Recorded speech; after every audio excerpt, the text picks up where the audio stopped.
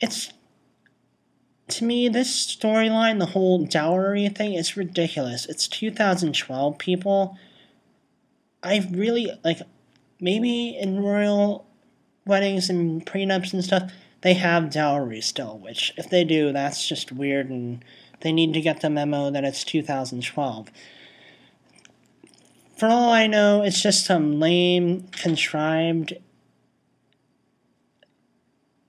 excuse that the writers have come up with to use as an obstacle to keep Chuck and Blair from being together, or Dan and Blair from being able to explore their feelings. I really hope they resolve that soon, because I know there's only, this was the 15th episode, there's going to be 24. I hope they don't drag that out and it's all the way to the season finale, or even worse, the next season, if there isn't another season at this point. The ratings are shit, and I kind of understand why people are tuning out, but like I've said before, this show, it's basically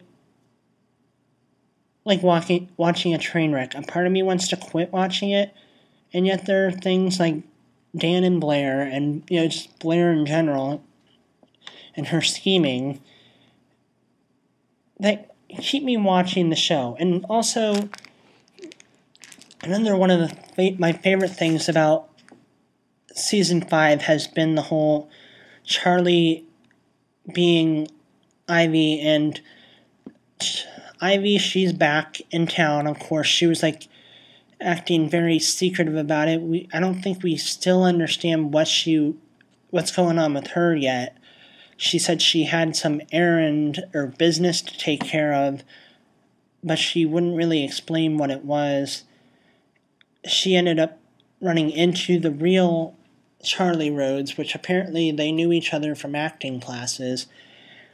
And, Charlie, almost caught Ivy in a lie, and then one thing led to another, and at the end of the episode, she basically, learns that, her mother's, paid Ivy to impersonate her for her trust fund or whatever. If there's more, we don't know about it yet. And so she sent her a friend request, so that obviously is going to lead somewhere interesting, I hope. And, I don't know if she's going to... I'm guessing she'll play a hand in Ivy getting ousted as being the fake Charlie Rhodes. And also, like I've said before, it sounds like Ivy's going to become a real force to be reckoned with, and that she's going to cause some trouble. I hope that's true, because that should be interesting. And also, like, at the end of the episode, it appears that Cece and Ivy, who,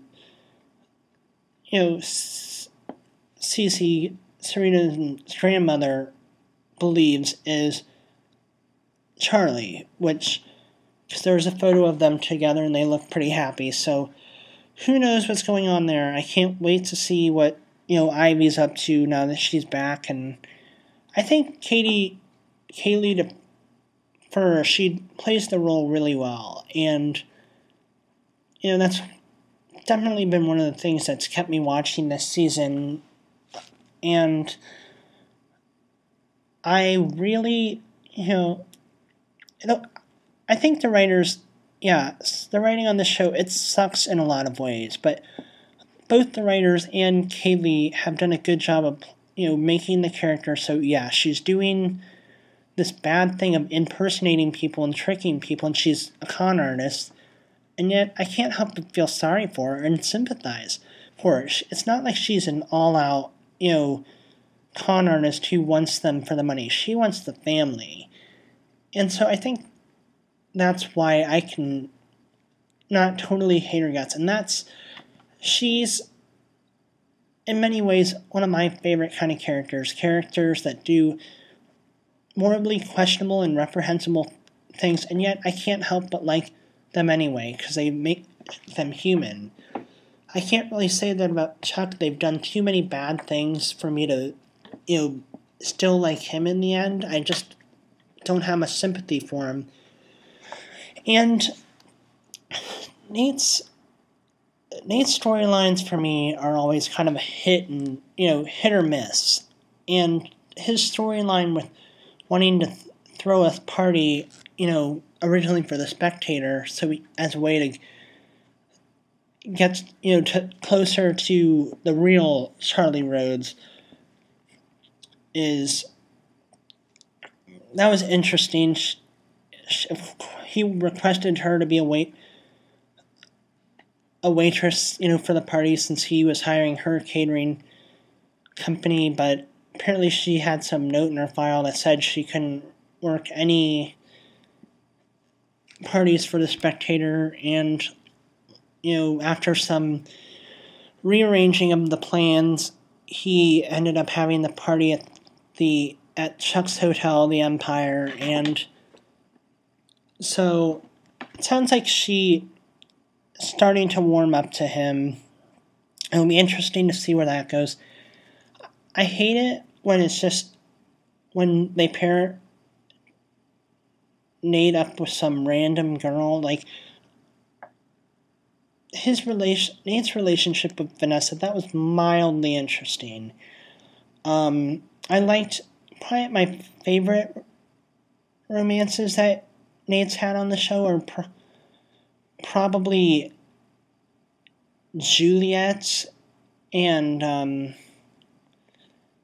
I'm blanking on her name, but Joanna Garcia's character, that was interesting too. From I believe that was season 3, and I wish they would have kept her around longer, but they didn't. So yeah, I like it when I just like it when Nate's romances are with people that have some sort of secret agenda. When he's involved with somebody that's got some big secret, or in this case has potential to expose a big secret. Once everybody realizes, he's probably dating, assuming they're in a relationship when Ivy gets, outed as being the fake Charlie, that he's dating the real one. And that'll be interesting to see how that all turns out, and how his reaction, to the whole situation will play out. I don't know if he'll sort of end up being mad at the real Charlie because if he figures out, she started connecting the dots and she didn't tell me. I think that could be her undoing too. So, that's kind of an idea that I got when they showed her sending Ivy the friend request, who on Facebook, Ivy has her name as Charlie Rhodes because that's who people think she is these days. And so that'll be interesting to see where that goes.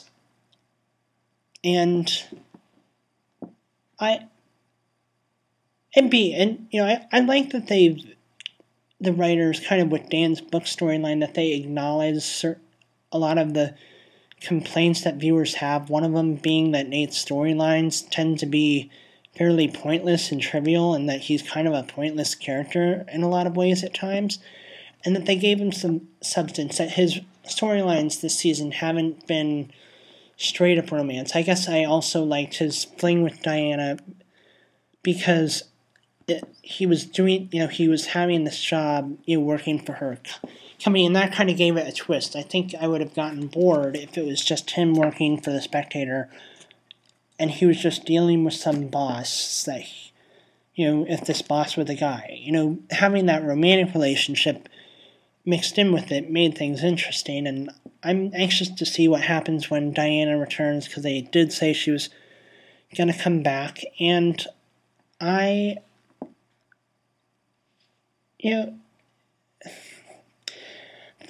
that's a storyline I'm anxious to see how that plays out. And